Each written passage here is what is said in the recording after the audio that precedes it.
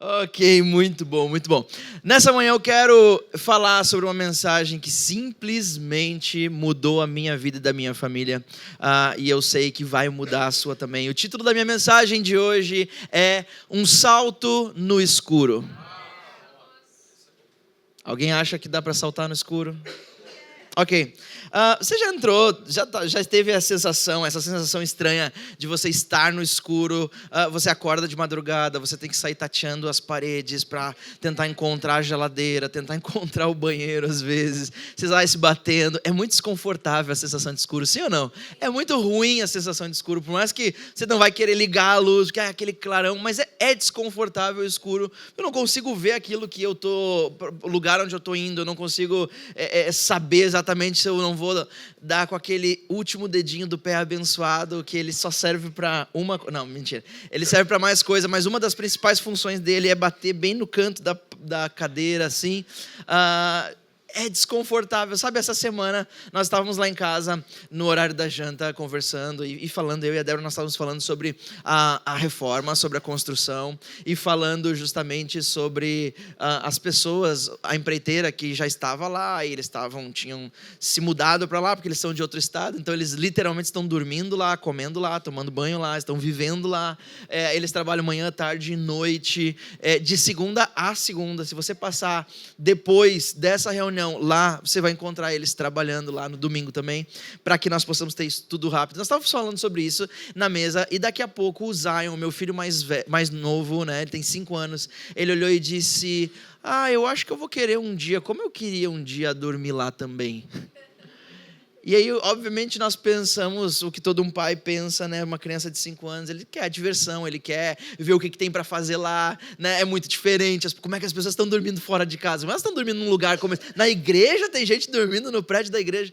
E a gente pensou que ele estava falando a respeito disso, mas ele disse: filho, por que você quer dormir lá? Qual que é o motivo? Ele disse: pai, sabe, vai ser a primeira vez, ele é muito assim, né? Vai ser a primeira vez, pai, que eu vou poder dormir no escuro completo, sem a luzinha do Theo para me incomodar. O meu filho mais novo ama escuro para dormir, ele gosta do breu total. E o meu filho mais velho, ele precisa de uma luzinha pequena, e depois a gente vai lá e desliga a luzinha. É meio invertido lá em casa, né? Normalmente é um pouco diferente isso. E a gente começou a rir muito, até o Theo achou engraçado e começou a rir. E aí o Theo disse: não, mas eu não preciso de luz. Não, mas você sempre pede para a mãe deixar uma luz acesa, e eu é que gosto de dormir no escuro. E claro, quando nós somos criança, em grande maioria, ou em algum momento da vida, nós sentimos medo do escuro. É normal, é natural. Você sente medo do escuro porque o escuro é desconfortável, porque aquilo que a gente não consegue enxergar, a gente não consegue controlar, e aquilo que nós não conseguimos controlar, a gente não sabe naquilo que vai dar. Nós, como seres humanos, somos aficionados por controle. Alguém mais? Nós amamos controle. Adultos, então, crianças já gostam de controle, nós temos que controlá-los. Adultos amam controle. Quer ver só um exemplo muito simples? Quantas pessoas aqui têm habilitação para dirigir e dirigem cotidianamente carros? Ok. É ou não é um desespero total o dia que você é obrigado a sentar no banco do passageiro e outra pessoa dirigir para você? Por quê? Porque você perdeu o controle. Não é mais você que controla a direção. Você prefere que a pessoa vá sozinha, e você vai em outro carro, ou você vai de Uber, ou vai de ônibus, ou qualquer outra coisa, menos que alguém dirija para você. Se você pudesse, você teria um freio e uma direção do lado, para poder fazer umas manobras quando você acha que deveria. E você fica, cuidado, olha, e você fica freando imaginariamente do lado. Alguém mais também? O perigo é se a pessoa bota o freio na mão no freio de mão, né? Daí é perigoso. Nós somos aficionados por controle. Sabe, há pessoas que quando tentam alguma coisa nova na vida, e imediatamente no começo dessa tentativa, percebem que não são naturalmente bons naquilo, ou seja, não têm aquele dom natural, não nasceram com aquele dom e vão precisar desenvolver aquele dom, automaticamente já pisam no freio, dão um passo para trás e dizem: cara, não, deixa assim, eu não vou querer, porque você não tem o controle sobre aquilo. Eu era assim como criança com o tal do futebol. Caramba, eu descobri na primeira tentativa que eu era um perna de pau, e não só um perna de pau, mas eu tinha 2 pernas de pau, as 2 pernas esquerdas, e automaticamente eu pisei no freio, eu voltei para trás e disse, eu não quero tentar isso aqui. Por quê? Porque aquilo era desconfortável, porque eu não conseguia controlar. Nós somos assim. Saltar no escuro, essa frase, é uma loucura impensável para qualquer ser humano. Se você vai dar um salto, provavelmente em alguma coisa que você vai cair. Quem é que acorda de manhã cedo e diz, que vontade de dar um salto no escuro completo nessa decisão? Que vontade de fechar os olhos, botar o pezinho e pum! Não é assim, porque nós não controlamos aquilo que nós não vemos. Sabe, o que me chama muito a atenção, eu sou um aficionado por forças armadas. Eu gosto muito de exércitos de vários países. Eu gosto muito da estratégia que cada exército tem para vencer uma batalha, para vencer uma guerra. Então, sempre que tem algum filme novo sobre esse assunto, eu amo assistir. E eu descobri há um tempo atrás que havia um grupo que foi criado durante a Segunda Guerra Mundial dentro das Forças Armadas Americanas, chamados Navy SEALs. Os SEALs da Marinha Americana, eles eram o grupo dos melhores, os soldados mais corajosos, os mais destemidos, os que, cara, ninguém nem passava perto, que os caras eram bravos mesmo. E sabe o que esses caras fizeram? O que eles fizeram para não perder o elemento surpresa? Eles subiram num avião, eles colocaram paraquedas, no meio da madrugada, de noite, completamente escuro. O avião, depois que passou as linhas inimigas, já estava em território inimigo. Eles saltaram sem visão noturna, sem aquele fogo frio que você enxerga alguma coisa, sem lanterna, no completo escuro, sem ver a pista de pouso, sem uma pista de pouso iluminada, sem ter ambulâncias os esperando lá embaixo caso alguma coisa desse errado, sem socorristas, sem nada, sem enxergar nada, apenas com uma coisa: a confiança nos planos do comandante para eles. Esses caras eram loucos. É insano pensar nisso. A única coisa que eles tinham para se agarrar não era a sua visão, não sentiam cheiro, não ouviam nada, não viam nada. A única certeza que tinha é que não tinha nada lá embaixo. Mas a única coisa que eles se agarraram foi naquilo que o comandante disse, pode saltar, porque essa é a melhor altura, esse é o melhor terreno, esse é o melhor lugar, porque os meus planos é que vocês vençam essa guerra. Então podem saltar. Eles simplesmente saltaram no escuro, com garantia nenhuma, a não ser a garantia de que aquilo que o comandante estava falando era certo, que os planos dele eram os melhores, que os planos dele estavam bem desenhados.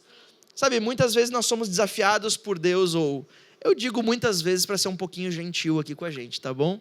Para deixar a nossa linguagem mais polida, né? Mas a verdade é que todas as vezes nós somos desafiados por Deus a saltar no escuro, nos jogarmos numa grande altitude sem ver o terreno, sem ver o trajeto, sem saber onde é que isso de fato vai dar. A verdade é que a vida com Deus nos pede diariamente e a todo momento confiança, coragem e fé. Coragem, porque Deus nos deu um espírito não de covardia. Sabia disso? Deus já nos deu um espírito, e esse espírito não é de covardia.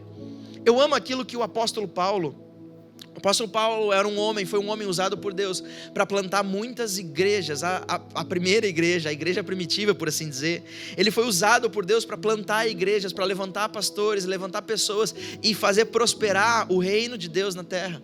E uma dessas igrejas que Paulo plantou, ele colocou um jovem pastor, um menino, a cuidar dessas pessoas. E em um momento ele escreve algumas cartas para esse menino com recomendações sobre como ele deveria agir, como ele deveria cuidar das pessoas, como ele deveria ser como um cristão. E na segunda carta a esse rapaz chamado Timóteo, no primeiro capítulo, no versículo 7, Paulo diz assim: Timóteo, Deus não nos deu um espírito de covardia, mas nos deu um espírito de poder, de amor e de equilíbrio. Então, coragem nós precisamos, porque Deus não nos deu um espírito de covardia. Confiança, porque Deus nos prometeu que estaria conosco todos os dias até o fim dos tempos. E fé, porque sem fé é impossível agradar a Deus. São coisas que a palavra de Deus fala sobre isso. A verdade é que dar um salto no escuro requer confiança, requer coragem e requer fé. Sabe, existiram muitos homens e mulheres de Deus na Bíblia, óbvio, a Bíblia está cheia deles. Pessoas corajosas, pessoas que ousaram saltar no escuro, apenas confiando no seu comandante, apenas confiando no chamado de Deus para eles. Homens e mulheres de valor, de honra, de caráter, de fé. Mas hoje eu quero falar apenas de um deles. O nome dele era Abraão. Se você abrir a sua Bíblia em Gênesis, no livro de Gênesis, o primeiro livro da Bíblia, você vai conhecer a história de Abraão. E eu quero pegar bem no começo da história de Abraão. Você tem o primeiro capítulo sobre a história de Abraão, é o capítulo 11. Mas no capítulo 12 nós vemos o chamado de Deus para Abraão. Quando Deus decide dizer, ok, Abraão, agora o papo é entre nós e eu preciso te mostrar o que eu tenho planejado para você, para sua família e através de você e da sua família. E o texto diz assim em Gênesis, no capítulo 12, no versículo 1 até o versículo 4. Então o Senhor disse a Abraão: saia da tua terra, do meio dos teus parentes e da casa do teu pai, e vá para a terra que eu lhe mostrarei. Farei de você um grande povo e o abençoarei. Tornarei famoso o seu nome, você será uma bênção. Abençoarei os que te abençoarem e amaldiçoarei os que te amaldiçoarem. E por meio de você, Abraão, todos os povos da terra serão abençoados. Antes de nós continuarmos nesse texto, deixa eu abrir um parênteses aqui, porque esse texto, Deus usou uma pessoa para literalmente explodir a nossa cabeça. Eu, a Débora, a nossa família. E através desse conhecimento, através disso que eu vou falar para vocês, mudou completamente a nossa vida, mudou a nossa sorte, mudou a maneira como nós víamos a Deus, mudou a maneira como nós enxergávamos as bênçãos de Deus na nossa vida, mudou a maneira daquilo que nós pensávamos, de como nós alcançaríamos as bênçãos de Deus. Porque muitas vezes a gente só pensa, Caio, que pede bênçãos para Deus e Deus vai te dar bênçãos. Pede bênçãos para Deus e Deus vai te dar bênçãos. Pede bênçãos para Deus e Deus vai te dar bênçãos. Mas tem alguma coisa aqui diferente nesse texto. Tem uma promessa diferente para mim e para você nesse texto. O texto diz, Deus dizendo que depois de dizer que vai tornar o nome de Abraão famoso e toda a terra vai conhecer e ele será uma bênção, diz: eu abençoarei os que te abençoarem e amaldiçoarei os que te amaldiçoarem, e por meio de você todos os povos da terra serão abençoados. O que Deus está chamando aqui Abraão, para que você entenda rapidamente nesse parênteses, Deus está chamando Abraão para uma missão na terra. A missão de Abraão é ser uma nação e abençoar todo o planeta Terra. Eu e você somos abençoados por causa de Abraão. Por culpa dele, nós somos abençoados. Pela decisão dele. Então, se nós lermos de outra maneira, nós vamos enxergar uma verdade, um princípio bíblico aqui que eu quero te ensinar. Vocês estão prontos para isso? Mudou a minha vida.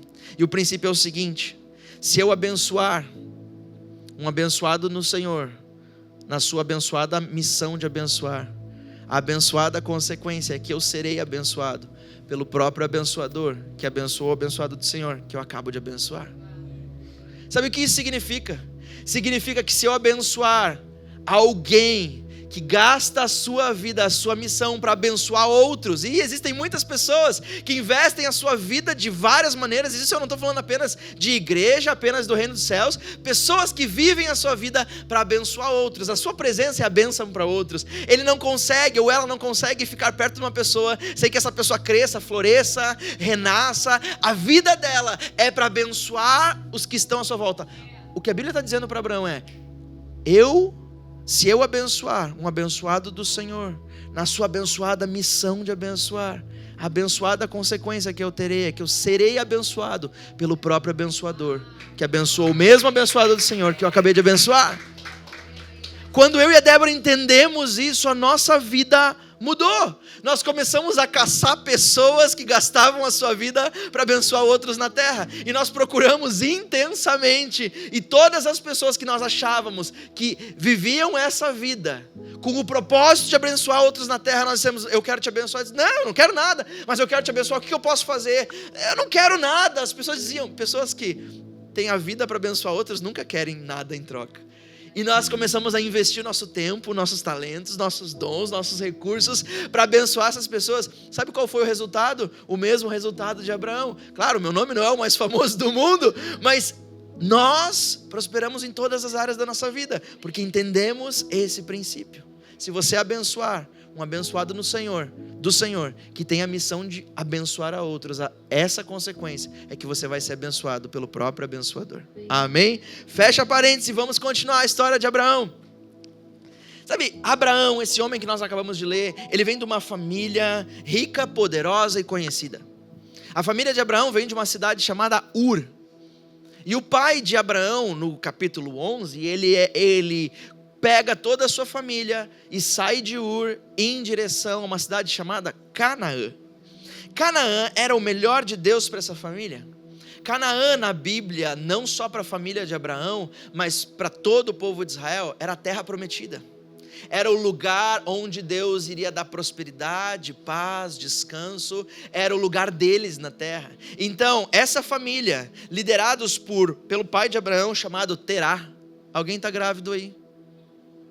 Não? Quando ficar, é um bom nome para um filho. Terá. Que piada ruim. Vamos lá. Próxima vez vocês podem dar uma risada para ajudar. Tá bom? Me ajudem aqui. Ele sai impulsionado por Deus e leva a sua família em direção a Canaã. E é isso que nós vemos no capítulo 11, em Gênesis 11. A família inteira de Abraão estava indo para Canaã, impulsionados por Deus, quem sabe, para cumprir um propósito, para receberem o que Deus tinha para eles. A melhor vida estava em Canaã, a melhor sorte estava em Canaã, os melhores dias estavam em Canaã. E eles saem dessa terra de Ur em direção a Canaã. Mas assim como é conosco, foi com eles. Sabe, todos nós temos um capítulo 11 na nossa vida. Você sabe o que é o capítulo 11 na sua vida? Você vai lembrar disso, o capítulo 11. O capítulo 11 da nossa vida é quando Deus nos chama para alguma coisa maior do que nós mesmos. O capítulo 11 na nossa história é quando Deus nos dá um desenho dos seus planos para nós. O capítulo 11 na nossa trajetória é quando Deus nos dá promessa, é quando Deus nos envia para algum lugar, ou nos chama para algum lugar, ou para alguma coisa. Quem sabe para um novo desafio, quem sabe para um novo rumo, para uma nova rota. Todos nós temos capítulos 11 na nossa vida. Capítulos 11 são os planos de Deus para nós, a melhor vida, a melhor paz, o cumprimento do desenho de Deus para nós.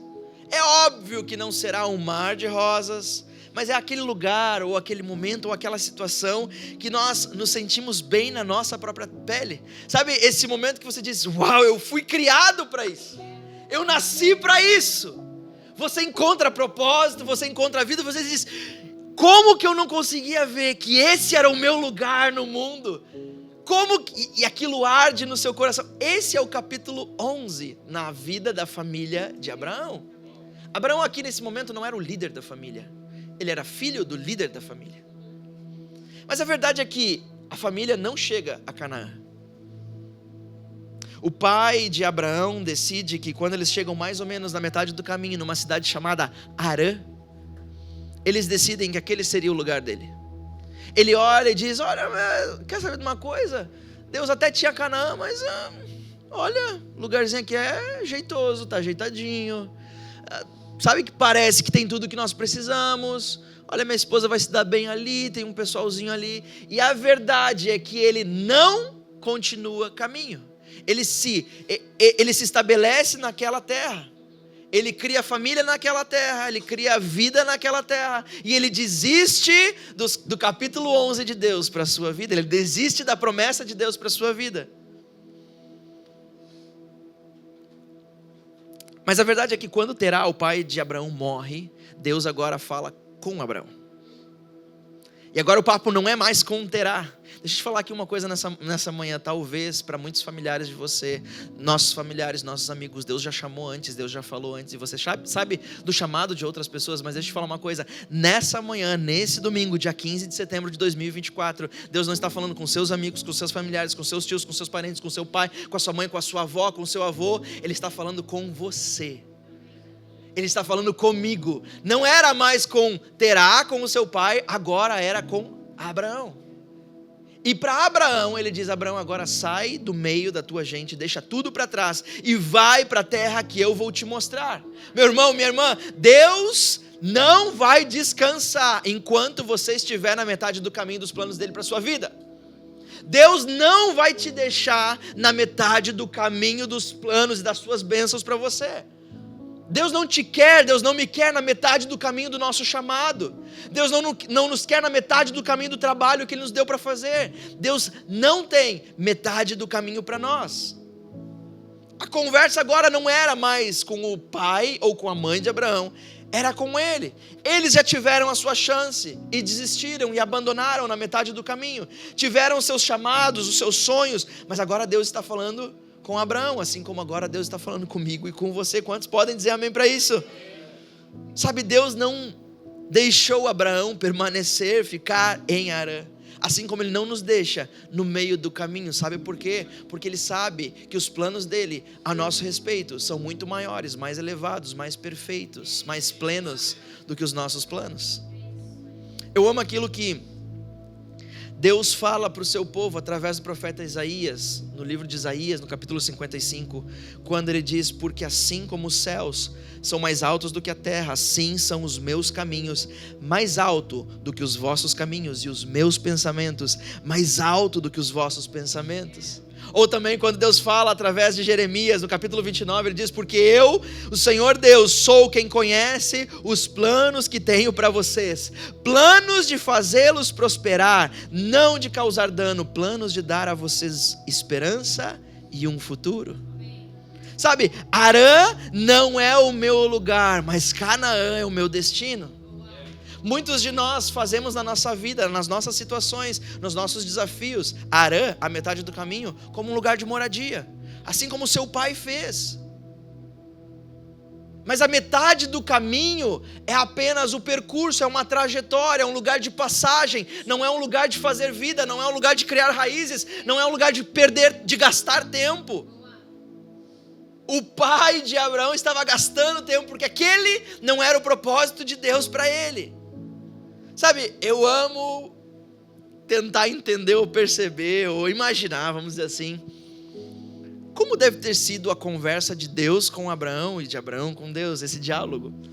Esse texto que nós lemos. Ei, Abraão, chega aqui que a gente precisa conversar. Abraão sabe de uma coisa: eu decidi. O que, Deus? O que você decidiu? Eu decidi que eu vou transformar o teu nome no nome mais famoso na terra. Eu decidi que seu nome vai ser conhecido por todos e que a sua família vai ser tão numerosa quanto poderosa. Foi a minha decisão. Imagina você, sabe o que é isso? Imagina você nessa situação. É como se hoje, se coloca 2024, Deus dizendo aqui para você: Caio, eu decidi, minha decisão, eu tenho um plano contigo. É, Jesus, o que é? E você pensando: ele vai me dar uma casa nova, ele vai me dar um carro, um daqueles carros que eu dirijo vai ser meu. E Deus diz: não é isso não, Caio. Sabe o que é? Eu decidi que para os meus planos e os meus propósitos sobre a terra, você vai ser a pessoa escolhida e o teu nome vai ser o mais famoso de todo mundo. Agora pensem em todas as pessoas famosas que você conhece, todos os presidentes, os homens e mulheres poderosas de várias nações, influenciadores, artistas, pessoas milionárias, bilionárias, zilionárias. Deus estava dizendo: você vai ser mais famoso do que todos eles e mais poderoso do que todos eles. E além disso, Caio, não para por aí. Eu vou fazer a tua família ser tão numerosa, tão numerosa, tão numerosa, tão numerosa, tão numerosa, que ela vai se tornar um outro país. É isso aqui que está acontecendo.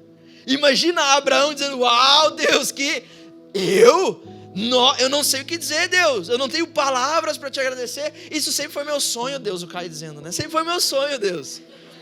Caio gasta as noites acordado pensando: Deus, meu sonho é me tornar um país. Eu não sei o que dizer, Deus. Uma família tão grande assim, eu imagino Abraão falando com Deus, dizendo: Deus, uma nação. Puxa, esse sempre foi o meu sonho da minha esposa Sara, mas a Sara é estéril, ela não pode ter filho. Deus, eu estou tão feliz por isso, porque esse é o meu sonho, eu estou pronto para isso. Minha esposa não podia ter filhos, era sempre o que nós queríamos. Eu quero agora. Deus, a gente já pode começar? A gente já chegou? Já dá para começar, Deus? E Deus disse: sim, podemos começar. Ótimo, Deus, então vamos lá. Deus, eu pensando aqui só uma coisa, eu só vou precisar saber para onde mesmo que eu estou indo, porque eu tenho que falar para Sara. Sabe como é que é Sara, né, Deus? Sara quer saber como fazer a mala, o que ela vai botar dentro. Leva biquíni, não leva biquíni, casaco de frio, é cachecol, é touca. Deus, a gente está precisando, para onde é que é? Então, Abraão, esse é o ponto que eu queria falar com você. Não vou poder te dizer não. Como assim, Deus? Você disse para mim sair da onde eu estou. Então, esse é o negócio. Você tem que ir, mas você não vai saber ainda para onde você vai. Quando você chegar, eu vou te dizer, você chegou. Mas Deus, mas não dá, mas pelo menos dá uma dica. Faz frio, faz calor, fala outro idioma, eu tenho que fazer um cursinho, IASES de alguma coisa, eu tenho que aprender alguma coisa nova. Então, Abraão, você precisa só confiar em mim, só crer e pegar a tua família, juntar as tuas coisinhas e começar a caminhar. Eu não posso te dizer agora, mas andar para onde, Deus? Para qual direção? Procurando o quê? Como assim? Deus, você está me pedindo para eu dar um salto no escuro? Deus, você está me pedindo só para confiar sem ver nada, sem entender nada, sem saber o que me espera lá, sem saber se vai dar certo? Você está me pedindo só para eu caminhar no escuro? Sem conhecer, sem ter esse poder? É exatamente isso, Abraão. Família, não é exatamente isso que nós pedimos de Deus a maioria do tempo. Deus, eu preciso saber onde. Deus, eu preciso saber pelo menos como. Deus, me dá só uma luz no fim do túnel, Deus, vai, só uma. Deus, confirma essa palavra. Peguei pesado, eu sei. Fala, Jesus. Deus, se eu chegar na igreja hoje e a Vanessa me olhar de cantinho do olho, der 2 piscadinhas, aí então eu vou entender. Deus, só uma palavra, só alguém que venha me dizer que é isso mesmo. Deus, essa decisão é tão difícil, eu preciso só. E Deus já está te falando, Deus está dizendo, ei, dá um salto no escuro, eu estou te chamando, sou eu mesmo, pode dar. Não, mas Deus, só me mostra um pouquinho, só nadinha de nada. E Deus está dizendo, ei, eu já te chamei, sou eu que estou chamando, eu que estou te chamando. Não é isso que a gente procura. Deus, só o propósito, o resto eu faço. Só me diz o meu propósito, o resto eu acho. Deus, só me diz qual é o negócio, que daí eu entro. Eu só quero saber qual é o negócio, aí eu pulo.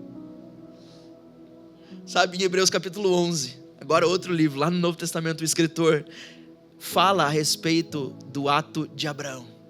E ele diz o seguinte, em Hebreus 11, capítulo 11, versículo 8 ao versículo 12, diz, pela fé, Abraão, quando chamado, obedeceu e dirigiu-se a um lugar que mais tarde receberia como herança.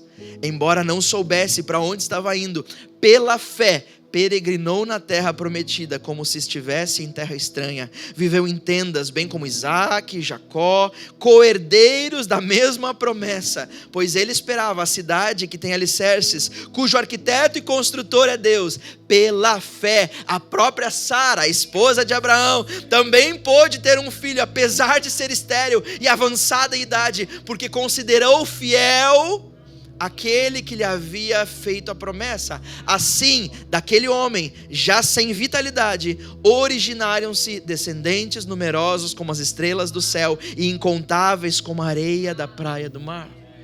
Pela fé, no escuro. Foi um salto no escuro que mudou a história desse homem e de toda uma nação. Foi um salto no escuro que de um homem nasceu uma nação inteira. Sabe, eu não sei exatamente o que você está buscando na vida. Eu não sei exatamente o que você está buscando para viver. Eu não sei exatamente quais são as respostas de Deus que você está buscando.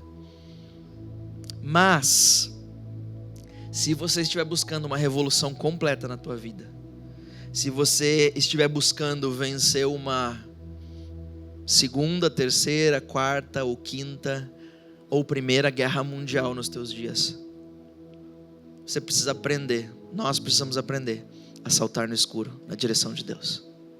Como eu faço isso? Qual é a maneira de fazer isso?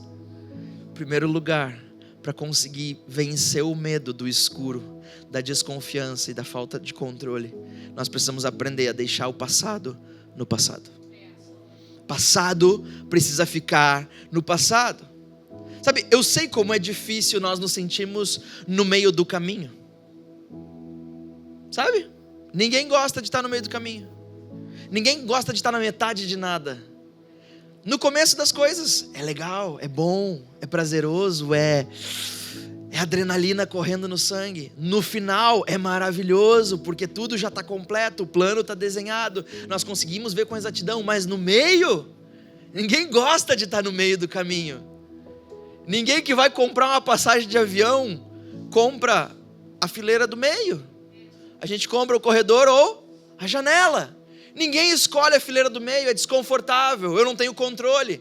Se eu preciso levantar para ir no banheiro, eu tenho que pedir para uma pessoa. Se eu quero olhar pela janela, eu tenho que esperar pela boa vontade. Ninguém gosta de estar na fila do meio. Eu sei como é ruim nós não sermos quem nós costumávamos ser, nós não termos aquilo que nós costumávamos ter, mas ainda nós não sermos quem Deus quer que nós sejamos, nós não estarmos nos lugares que Deus nos chamou para ser.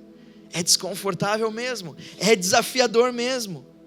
Mas se nós não aprendermos a deixar o nosso passado no passado, nós nunca vamos chegar quem Deus planejou nós sermos. Deus disse para Abraão: Abraão, deixa a tua família. O que ele estava dizendo é: deixa o conhecido, deixa os teus parentes, deixa o teu conforto, deixa aquilo que você conhece, deixa aquilo quem você já foi. Abraão, deixa o túmulo do teu pai.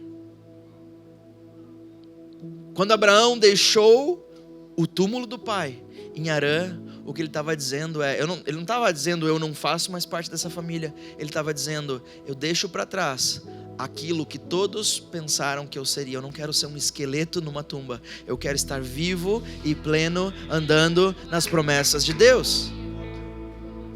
Sabe, às vezes é doloroso deixar algumas coisas para trás, às vezes é doloroso deixar algumas pessoas para trás, às vezes é doloroso desfazer algumas amizades, mas há vezes que sem deixar o passado no passado, nós nunca entraremos no futuro que Deus tem para nós. Essa é a única maneira de prosperar, esse é o único caminho, é a única maneira de avançar. Sabe, Deus no livro de Isaías, no capítulo 43, no versículo 18 e 19, Deus fala algo maravilhoso para o povo, que é, olha o que ele diz.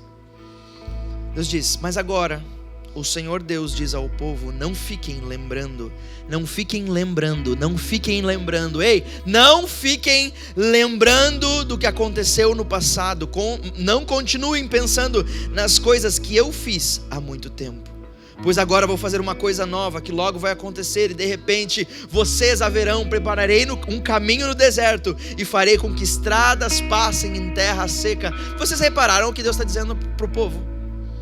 Deus não está dizendo para o povo: deixem as coisas ruins que aconteceram com vocês no passado, deixem os erros de vocês no passado, o que sim nós precisamos deixar. Deus não está dizendo: deixem os pecados de vocês no passado, o que sim nós precisamos fazer. Deus não está dizendo: deixem as coisas más, os problemas, os fracassos, as derrotas. Ele não está dizendo isso nesse texto. Deus está dizendo: deixem aquilo que eu fiz no passado com vocês, deixem as coisas boas que fiz em vocês e através de vocês, deixem as posições e os cargos que eu coloquei em vocês um dia, deixem as bênçãos que eu dei para vocês um dia, deixem a prosperidade, deixem tudo, esqueçam-se, não fiquem lembrando nem daquilo que eu mesmo fiz com vocês no passado. Quando Deus diz isso, gente, esquecer de coisas ruins às vezes é o que a gente mais quer. A gente faz terapia para isso, para esquecer dos problemas do passado, de quem nós éramos, dos rótulos que nos colocaram, dos fracassos que nos perseguem, do perdão que nós não damos a nós mesmos. Agora, esquecer de coisas boas, esse é um desafio muito grande. Esquecer daquilo que eu quero esquecer é uma coisa, já não é fácil. Mas esquecer daquilo que, para que eu vou esquecer? Olha, você lembra o que Deus fez comigo? Lembra o que eu fazia lá no outro lugar? Lembra quantas pessoas me ouviam? Tu lembra quem eu era? E Deus está dizendo: ei, esqueçam-se das coisas que fiz no passado com vocês, porque eu estou pronto. Vocês conseguem perceber? Eu estou pronto para fazer coisas novas. Eu vou fazer estradas não aparecem no deserto.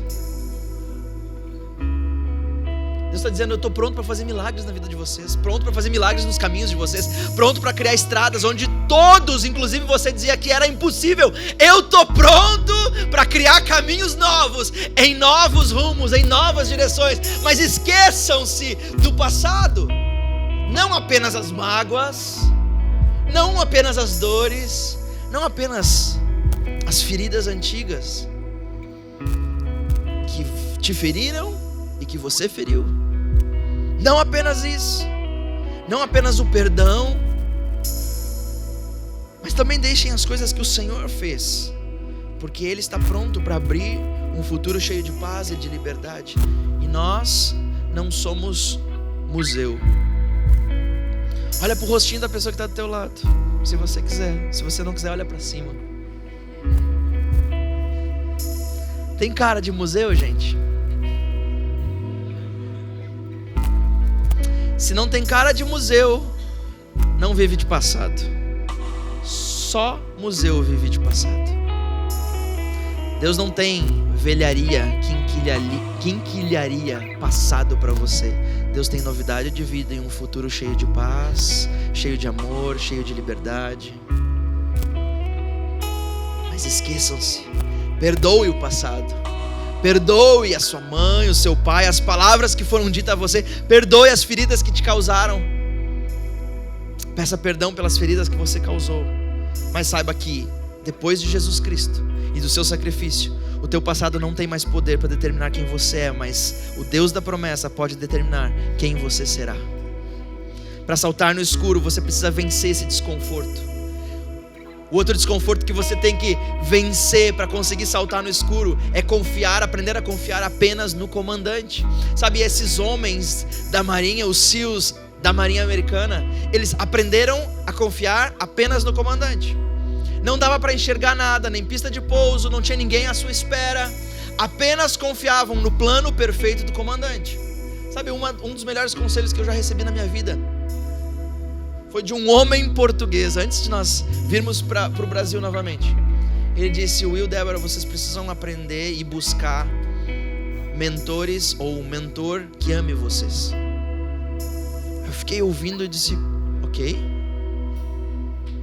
E ele continua dizendo: porque um mentor que ama vocês, e ele sabe que ama vocês, e vocês sabem que ele ama vocês, ele jamais vai te dar uma direção que ele se beneficie.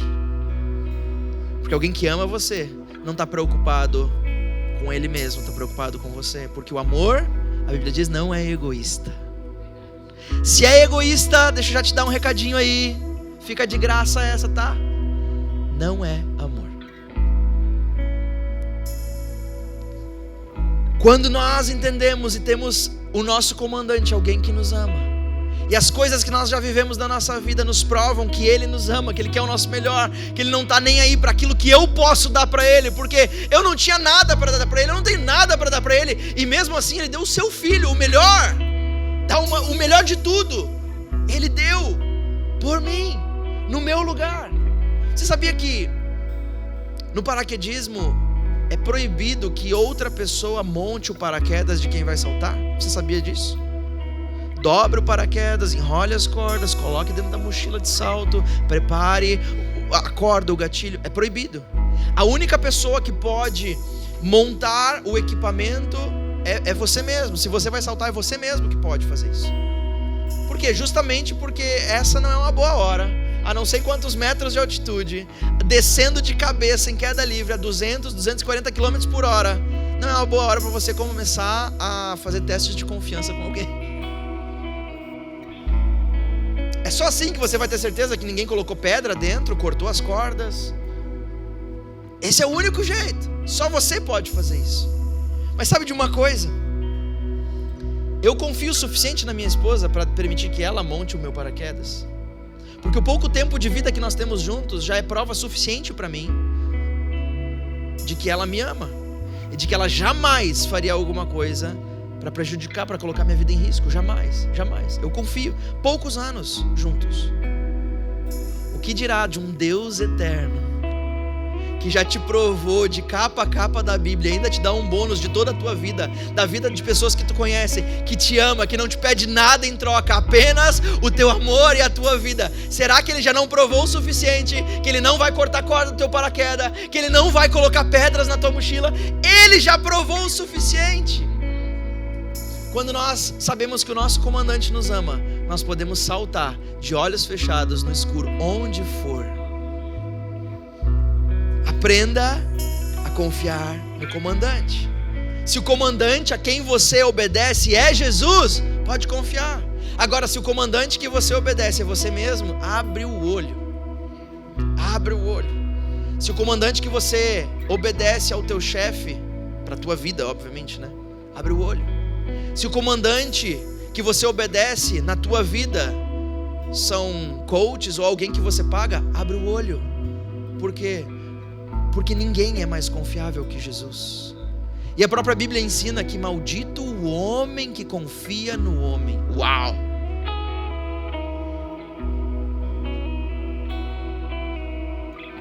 Jesus tinha tudo, mas por amor decidiu abrir mão de tudo. Não tinha pecado, mas se fez pecado por mim. Não tinha porquê, mas foi humilhado no meu lugar. Foi julgado no meu lugar, foi ferido no meu lugar. Ele já provou que tem aquilo que é necessário para que eu confie nele. Mas nós somos aficionados por não confiar. Nós às vezes confiamos em pessoas que estão do nosso lado. Vocês conhecem pessoas assim? Que confiam mais em pessoas de fora da família do que pessoas de dentro da família? As pessoas de fora podem fazer o que for, tá tudo bem, tá tudo certo. Alguém que está na família, está tentando ajudar, não aceito, não quero. Às vezes nós somos essas pessoas com Deus. Nós ouvimos o irmãozinho, a irmãzinha, o fulaninho, o empresário, o empreendedor, o coach, o famoso, o político, o beltrano, o ciclano, e dizemos sim, uau, que conselho, mas quando chega na hora de Deus dizer, ei, Gui, pode pular, cara, pode pular, confia.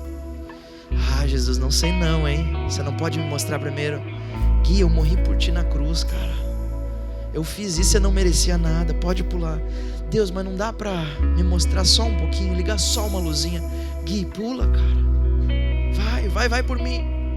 Nós precisamos aprender a confiar no comandante. E por último, que eu já passei do meu tempo, aprenda a entregar o controle.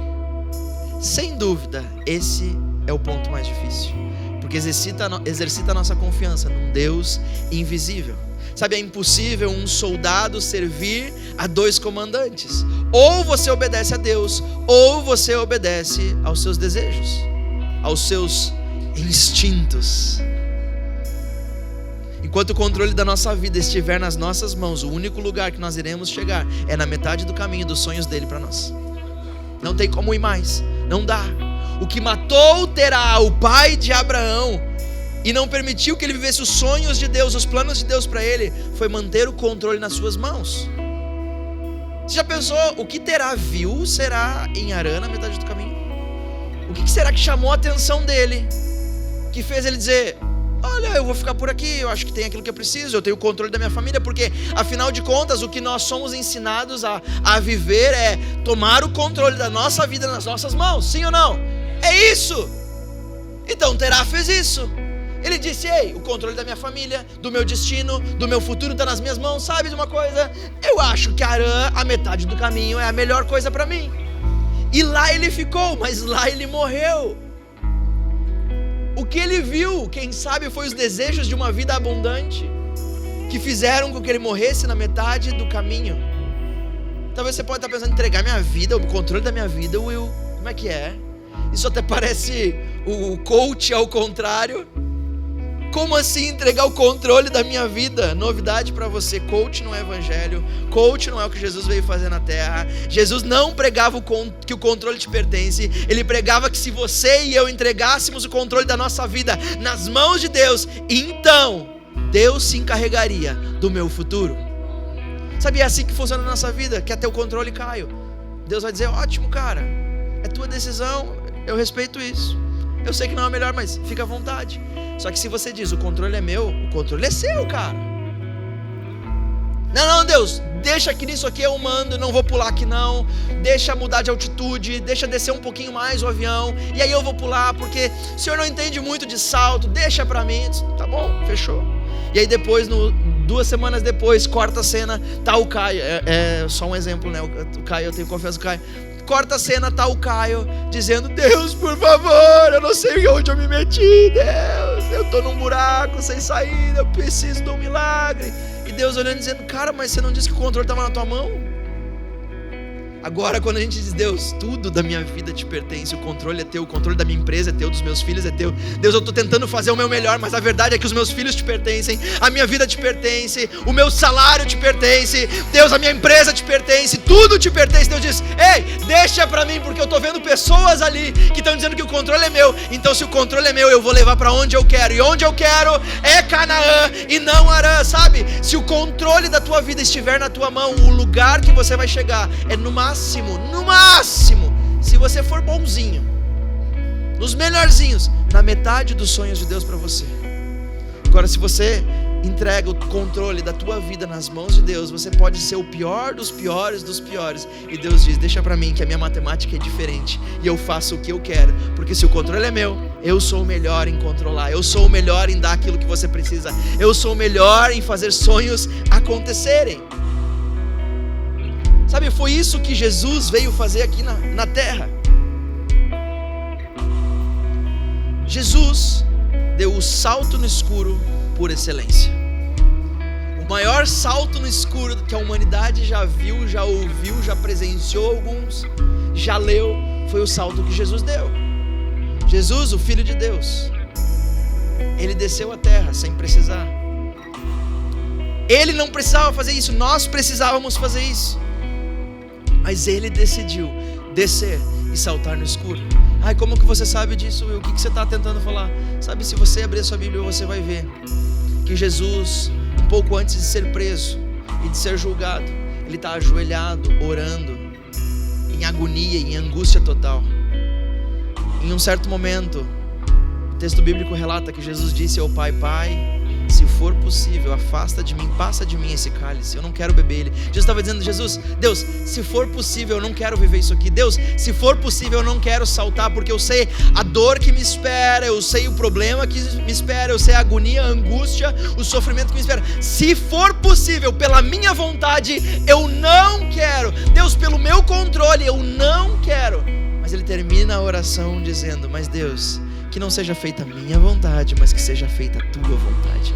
O que Jesus está dizendo é o seguinte, eu sei que vai doer, eu sei que vai ser difícil, eu sei que a escuridão está prestes, está batendo na minha porta, mas eu também sei que tu é o meu comandante, que tu me ama, e eu sei aquilo que está à minha espera, então eu confio e eu entrego o controle nas tuas mãos. Jesus fez isso por mim e por você. Hoje nessa manhã, o meu convite não, quem sou eu para convidar alguma coisa? O convite de Deus para mim e para você é: quantos estão dispostos a saltar no escuro apenas com o meu comando? Quantos estão dispostos a abrir mão das suas orações desses últimos meses, dizendo, Deus, me mostra o caminho, Deus, me mostra isso, me mostra aquilo, Deus, ilumina? Quantos estão dispostos a dizer, Deus, quer saber de uma coisa? Eu não preciso ver nada, só manda que eu vou obedecer. Porque essa é a decisão que mudou tudo para Abraão. Essa é a decisão que mudou tudo para a humanidade. Foi dessa maneira que todas as pessoas da face da terra foram abençoadas, em Abraão. E nessa manhã eu quero orar por pessoas que querem e já decidiram dizer isso para Jesus. Dizer, Jesus, eu sei que o Senhor me ama e o Senhor é o meu comandante. Então aquela decisão, custe o que custar, doa o que doer, se o Senhor falou, eu vou saltar. Será que nós podemos ficar em pé? Senhor Jesus, nessa manhã, Pai, nós oramos por todas as pessoas e por todos nós que precisamos decidir dizer sim para o Teu comando. Senhor,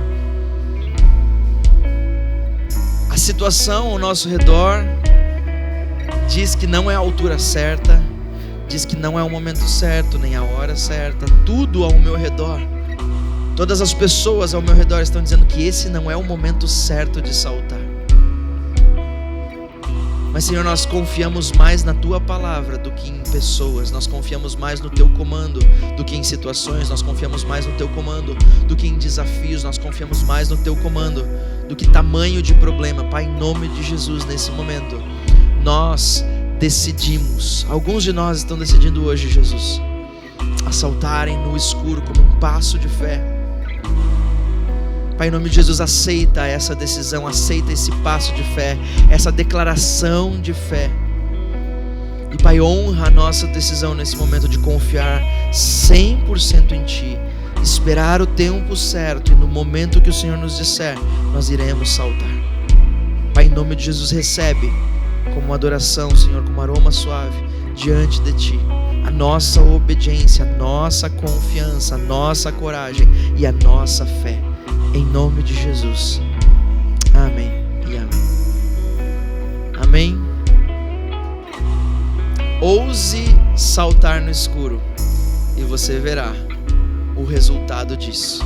Assim como Abraão ousou saltar no escuro e obteve o resultado disso. A vida com Deus não é uma vida de primeiro Ele vai te mostrar e aí então você vai aceitar. Primeiro você aceita o comando e depois Ele te mostra o seu futuro. Amém.